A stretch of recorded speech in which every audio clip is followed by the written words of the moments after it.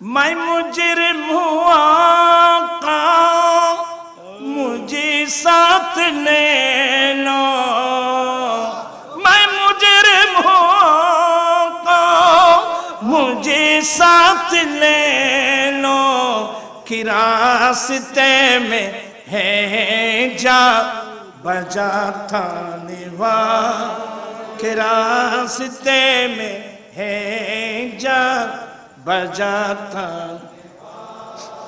আমার আলা হযরত বলেন, ইয়া রাসূলুল্লাহ, নবী গো, কিয়ামতের ময়দানে আপনি যাওয়ার সময় আমি আহমদ রেজাকে একটু সঙ্গে নিয়ে যাবেন।